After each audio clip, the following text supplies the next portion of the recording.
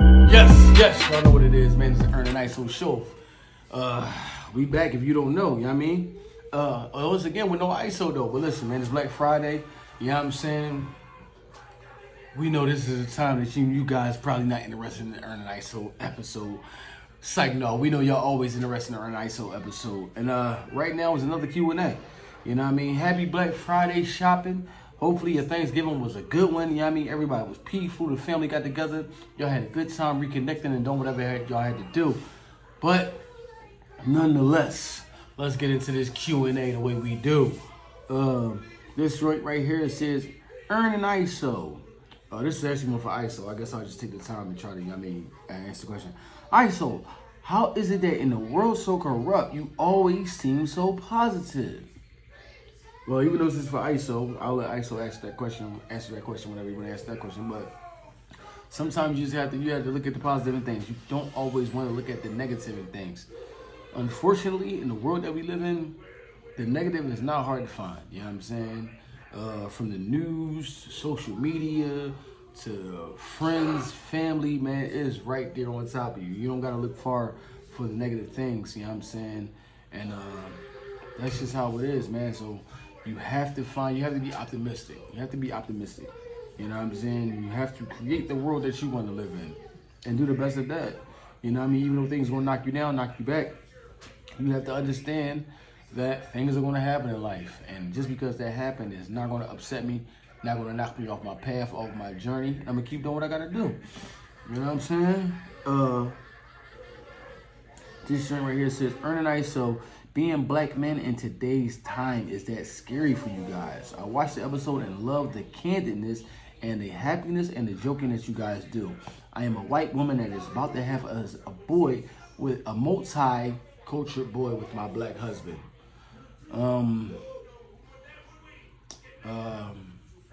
Man, how do we do that? We don't have a choice. And I'm not trying to be like funny, like we don't have a choice. It just is what it is. Like, you know what I mean? I grew up being a black boy. ISO grew up being a black boy. Now we black men, and it just is what it is. You know what I'm saying? You can say that the cards is against us or anything like that, but you focusing on the hardships that you have to do is not going to get you further in life. You have to somehow switch those hardships, those negatives into positives. You know what I'm saying? I've been in situations at times, and I've been with people that, you know what I mean, probably looked at me as less than, but the benefit that I had is that even though you look at me as less than, I'm standing right here, right now, right beside you. You know what I'm saying? And those are the things that you have to do in that you're going to have to do in life, and you're going to have to instill that into your boy's life. Let him know that you're going to have to just keep fighting, and you're going to have to keep fighting. And at the end of the road, it's going to make you stronger for the fight that you have to endure. Once you get eye to eye with somebody that didn't have to go through what you went through to get where you're at. And you know what I mean? Those are the blessings. Those are the blessings in it. And that's just what it is, and that's what we have to do. And that's what it is. This is from a female. Earn an ISO. I need advice. My best friend's husband slept with me a couple months back, and I just found out that I'm pregnant after finding out he's the only person that I slept with. How do I go forward with this, and how do I move on? Man, that's crazy. How do you go forward? How do you move on? First off, you know what I'm saying? Please be truthful and let your friend know what's going on. Don't be in the dark and try to like withhold anything or keep anything from said friend. You know what I'm saying? Not letting them know what the situation is. That's a crazy one, man, because you know what I'm saying, you and her husband have to just come out right and let her know what's going on, man. You know what I mean? I'm not even going to say situations happen, because one thing I learned from my dad, don't put yourself in a situation where you have to say sorry. And I've always carried that with me. I've never worked at a job where a young lady asked me for a ride home and I was like, sure, by myself. If I got to give a young lady a ride home, somebody else got to come with me. You know what I mean? Hey, bro, you got to come with me. I'm giving her a ride home and I'm giving you a ride home. I've never put myself in a situation where I had to apologize. Even if you feel as though I got the willpower not to do anything and I'm not going to do anything. Don't put yourself in a situation. Don't even touch yourself. You know what I mean? Because those situations, man, you'll find out that maybe I wasn't as strong as I should have been. But nonetheless, this situation right here, man, is crazy. And your so-called said best friend, and you had to go to her and you had to apologize. And you have to, you know what I mean, do what you have to do. You know what I mean? Unfortunately, it is what it is. But I just wish y'all the best. You know what I mean? The relationships might be over from her to you and him to her. You know what I mean? But we have to do what we have to do. You know what I mean? So even in that, man, we wish you the best. Earn and ISO, how come you guys have such great patience in going through what you're going through with the podcast? It's the only thing you can have, man. I mean, like, you have to understand in life that the process of what you want to become is not going to happen overnight. Listen, even some people regard Michael Jordan as one of the greatest basketball players. You might say LeBron James.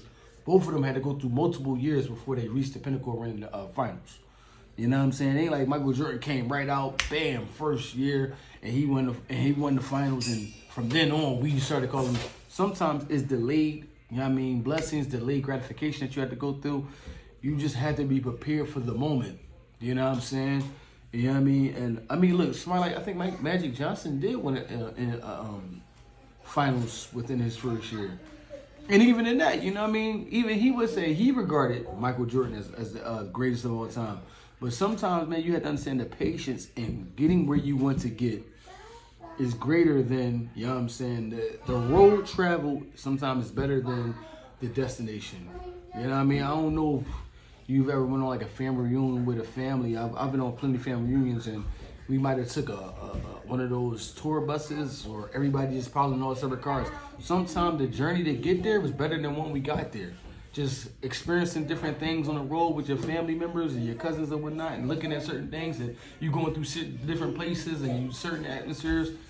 Sometimes that thing right there is better than once we got to the destination. You know what I mean? You create better memories.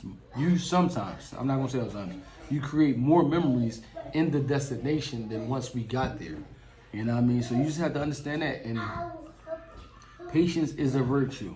This is the blessing in life. If you have the patience to withstand things, nobody can beat you, because you can understand that I can withstand the storm longer than you. And that's gonna be what's gonna take me over the top.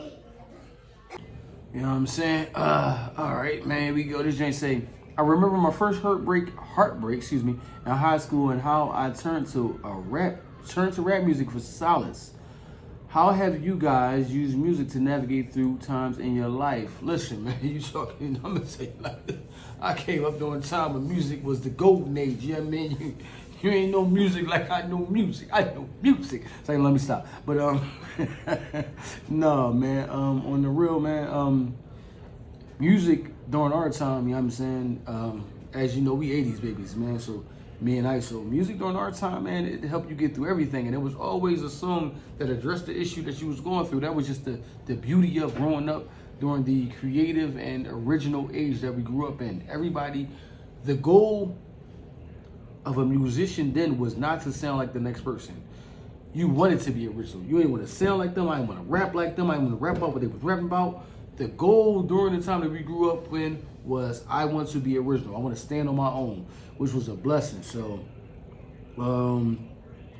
we use music, man. Music helped you through everything. You know what I'm saying? Even how expressive that the artist was. You know what I'm saying? When Big died, your songs coming about, you know what I mean? How people cared about him. They loved him. And this person went through that, and this person went through that, and this person might have got cheated on, and they put it in the song. And man, listen, we grew up in a time where that was the thing. You know what I'm saying? It say, as a woman who loves sports, I often feel excluded from conversations. How do you think we can create a more inclusive environment for women in sports and rap discussions? Well, listen, man, and rap, you women, y'all taking over right now. And in sports as well, too. I mean, like, with the WNBA, you know what I mean, Angel Reese and Caitlyn, you know what I'm saying? Like, it's a great time for women's sports. You know what I'm saying? I know for a fact that the college women's tournament, I mean, trumped the men's tournament this year because of, well, last year, I should say, with them two women being in it, you know what I'm saying? And the WNBA probably hit highs and peaks that they, you know what I mean, they probably didn't think that they would hit in a long time. So if anybody is trying to exclude you from the conversation, they may be somebody that don't know sports themselves, because females have been included into both of these genres for a long time. And rightfully so. I'm not just gonna say like we just talking to y'all out of pity. Rightfully so. Y'all deserve to be in those conversations. So anybody that I feel like is excluding you from those conversations of sports and rap, they just don't know sports and rap. Cause you know what I mean, right now the ladies are definitely running rap. And the ladies are, you know what I mean, starting to get their footing into the sports thing as well. So who's ever counting you out of those conversations, they don't know, you know what I mean, either genre that well, because yeah, you definitely have a spot in there that, you know what I mean, you should be included, not excluded. I lost a close friend to violence and it changed my outlook in life. Have you ever experienced a loss that made you reevaluate your life goals or direction? Man,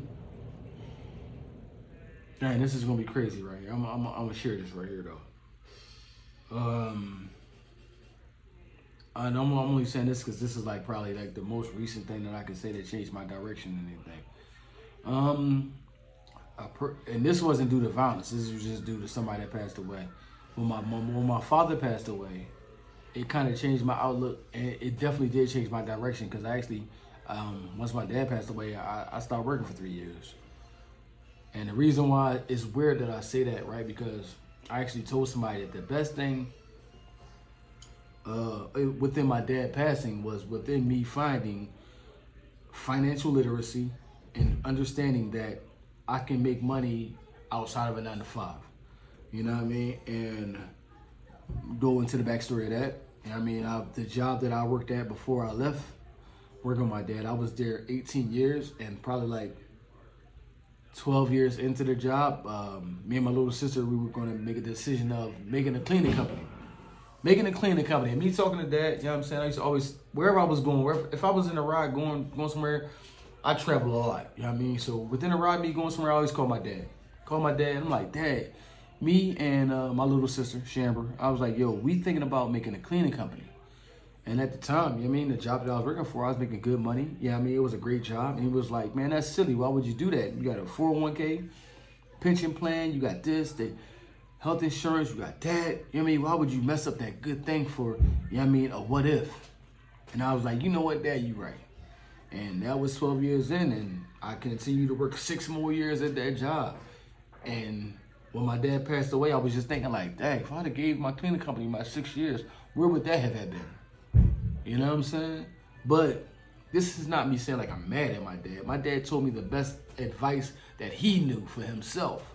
So he tried to protect me from something that at a time when he was coming up wasn't feasible. Like a lot of people during his time, it wasn't like a lot of entrepreneurship wasn't the thing when he was growing up. The thing was, get a 9 to 5, you work there, you retire, you get your 401k, your pension plan, you good. You know what I mean? Your social security, whatever, you straight.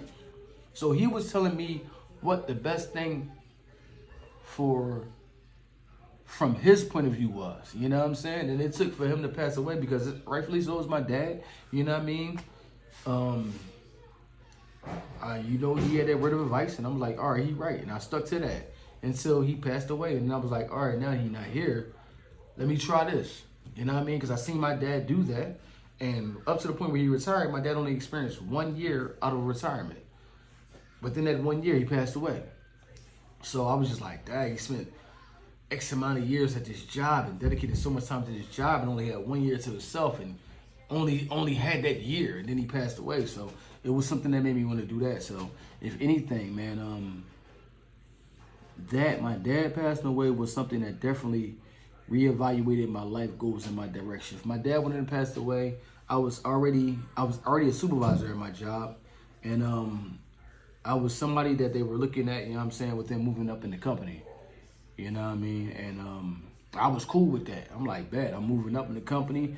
I'm getting ahead over here, and this is what I want to do, and I'm happy. But the direction changed, because in my head I was like, I can't give this to nobody when I pass away.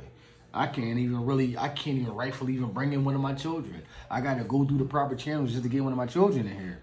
So I can't leave this to nobody. I can't really, you know how people say, I got you, I can hook you up, but like rightfully so, you still got to go through the proper channels to get hooked up. So is it a hookup? I just let you know who was hiring. I just let you know when we were hiring. You know what I mean? Something like that. So it was just a move that I decided to make, and I was happy with the decision. I was happy with the decision, happy with the move. It got me here to this point right now.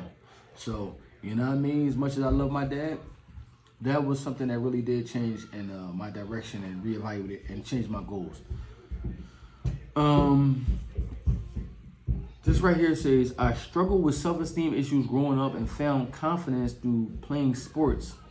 How did sports help you build confidence and overcome personal challenges? Ooh, good question. That's from David. I'm going to say it like this. Sports during my time frame helped a lot of, inner city kids, it helped a lot of us grow up, not just with confidence, right? I'm going to say it like this. There was an organizational skill that we built with sports during my time, because we would take a basketball, go to the court, wouldn't be no referees there. There wouldn't be no other adults there that say, you on his team, and they set the rules. No, it would be a bunch of kids that went to this park, and we set the rules on how the game would go, and we all honored that rule. Even if you called a call, foul, we honored that call. It might be a dispute. Oh, I ain't foul you up. We honored that call. Walk, double dribble. You know what I mean? We honored the calls that was called. You know what I mean? So there was an organizational skill that we gained, because we all came together and we all agreed upon how this game was going to be played, and we played it like that, and we respected that. Even in football, you know, we come together and we have a football, we say, this is the first down, that's the touchdown right there, that's the touchdown right there. You know what I mean? We all came together and we respected the rules that was set. You know what I mean? So it not only helps you with it helped you with pecking order as well, because growing up, you know, like, all right, if I'm picking, let me get him because he good, and him, and everybody kind of knew the order. You know, every now and again, you get somebody on your team, they are playing out of turn. Like, why is you shooting that shot? You know you can't make that shot. But for the most part, we know who to acquiesce to, because, yo, you good at this, or this is the best player out here, so, yo, let him cook. We going to do everything else, the dirty work, the defense, and the rebounding. And we understood the pecking order within that. So it kind of helped you in life. You know what I mean? Not during the time where everybody get a participation award. We understand, like, yo, he is the best player out here, so we gonna get him, and he going up against their best player, and so forth and so on. And we kind of move like that. You know what I'm saying? So sports during our time, not only, I'm gonna say, it helped us with our confidence, because it lets you know who you was, but it also helped us with organizational skills, teamwork, you know what I'm saying? We rig on that. Respect, you know what I'm saying? Because it didn't matter where somebody was from, you respect the call that they made, you respect you know what I mean, how the game was going to play. If they won, then, you know what I mean, was that. Competitive nature, you know what I mean, that right there. So sports, during the time where we organize ourselves in sports, it helped with the gang stuff. You know what I'm saying? My dad used to coach my basketball team, and it brought us closer. Do you have any personal stories of how sports have strengthened your relationships with family or friends? Dang.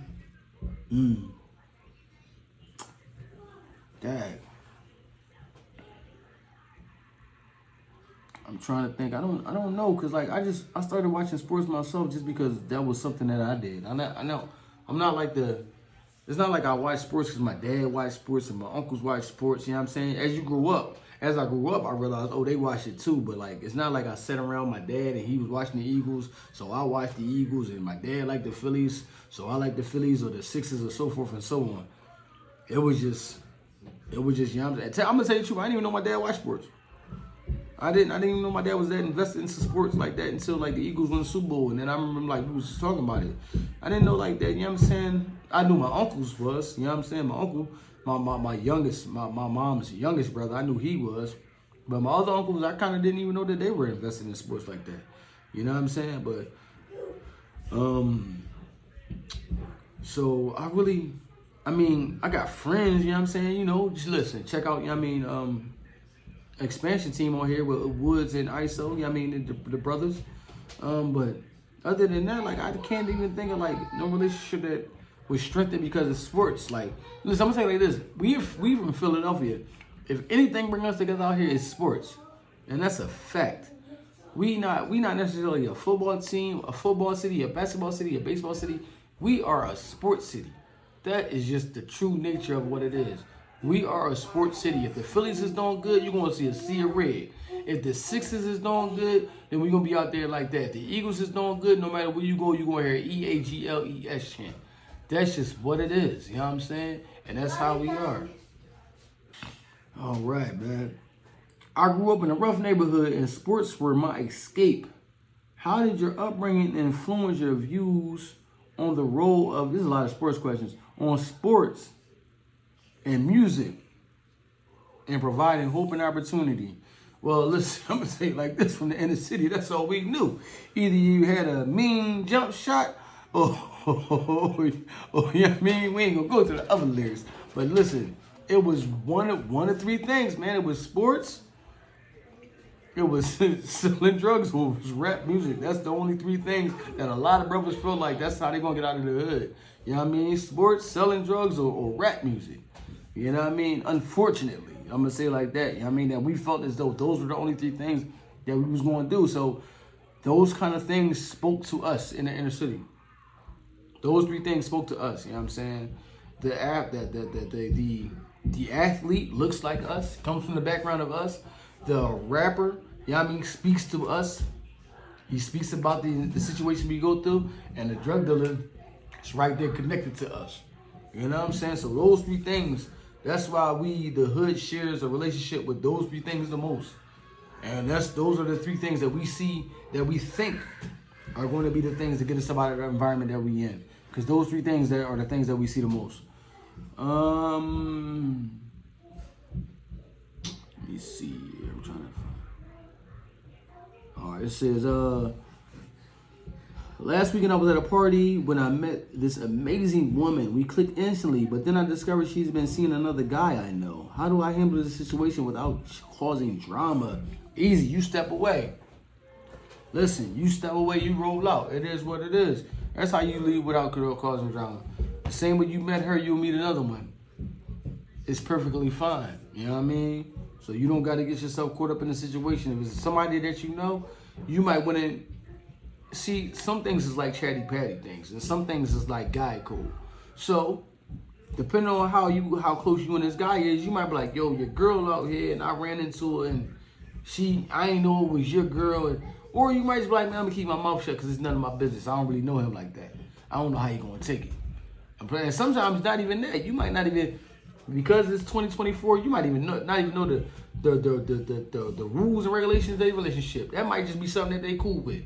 Oh no, she can do that. That's what she do. So sometimes it's better to keep your mouth shut in situations like that, man. You know what I mean? Like I said, man, it's Black Friday. Y'all out there shopping. I ain't gonna be too long. Matter of fact, I'm probably gonna do 2 more of these, and I'm gonna let y'all go, but continue y'all shopping. Don't forget to earn a nice old show. You know what I mean? If y'all want to send us something, you know what I mean? The handles is in the description if you want to send us something. We open the gifts. You know what I mean? We open the gifts over here. But I'm gonna do 2 more of these, man. I'm gonna let y'all go enjoy your holidays, man. This joint says, earning nice. So I was at a concert when I met this amazing girl. We started dating. See, this is the same thing like the other one. But then I kind of section these all off in the same spot. But then I found out she's also seeing my best friend. How do I handle this complicated situation without losing my friend? You walk away, big guy. You walk away. You know what I'm saying? You leave her alone, man. It's not that deep. If that's your best friend, oh, I'm definitely, hey, yo, bro, let me tell you about your chick. You know what I mean? Because, yo, she slimy, grimy, you know what I mean? But that's how you handle that, man. You know what I mean? Listen, it's not worth you losing your relationship. It's not worth you losing the best friend over. It's not. This joint said, I overheard my boss talking about layoffs, but I wasn't supposed to hear it. Should I tell my coworkers or keep quiet? Oh, snap. They about to let y'all off before Christmas. This is crazy. This is so wow. Your job is crazy. Your job go Islam alaikum on them. You know what I'm saying? Yeah, you ain't not Muslim. We don't celebrate Christmas over here. You know what I mean? But no, I'm saying, I don't even know, because if it was a situation you wasn't supposed to hurt, it's hard to say not tell your coworkers. Cause you know what I mean, you grow to have friendships with these people that you work around, you know what I'm saying? 8 hours out of the day, sometimes some of y'all more. So it's hard to say like that. Now, if you do go to your coworkers and tell them you're not in the wrong, is whoever had this conversation within ear's reach of an employee, they was wrong. So even if you go to your friends and your coworkers like, yo, I heard they say they about to lay people off. You know what I'm saying? Like, you're not at fault for that. Listen, y'all shouldn't be having conversations in the hallway by the water cooler. You know what I'm saying? And I'm over there getting water.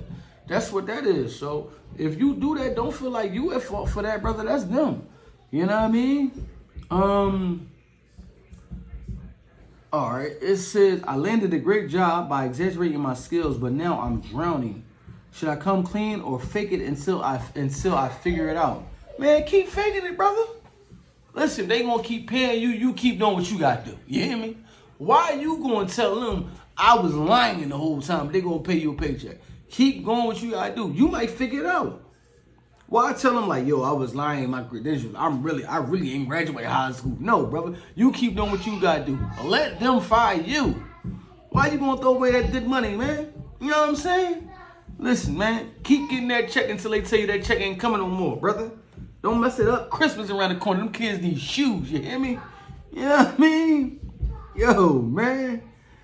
I know I said I was gonna stop this jam, but I'm gonna keep going for a little while. My best friend is dating someone I know is bad news. Should I tell her the truth, or is it none of my business? No, if that's your best friend, it's always your business. That's what make y'all best friends.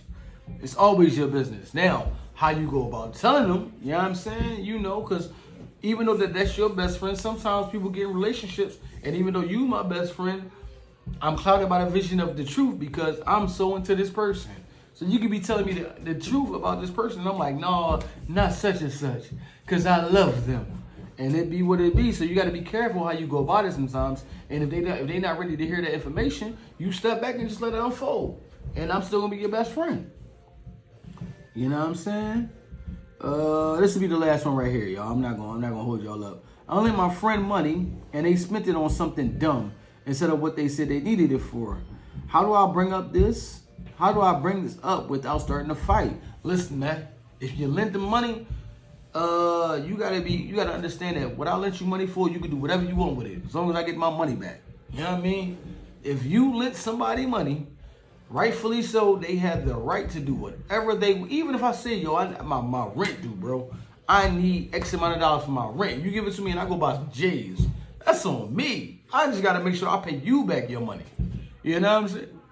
Excuse me. You know what I mean? So if you lend somebody something, there's no obligation that says that they have to spend said money on said thing. It just is what it is, man. Listen, first and foremost, man, thank y'all for everything, man. If you got to this point, man, like, rate, review, share, subscribe. We appreciate y'all. You know what I mean? We know that y'all appreciate us. Thank y'all for everything, man. Thanksgiving, you know what I'm saying, is down. Black Friday, Cyber Monday is coming up. The year's about to close out, man, and we thank y'all for everything. Listen, tell a friend, earn a nice one, did it again. Make this end of the year for us as good as it was for y'all. You know what I mean? Let's run these numbers up. You know what I mean? To the point where they can't stand us no more. They already don't like us because they not like us. It is what it is, man. We appreciate y'all. Thank you for everything. Peace. We out of here.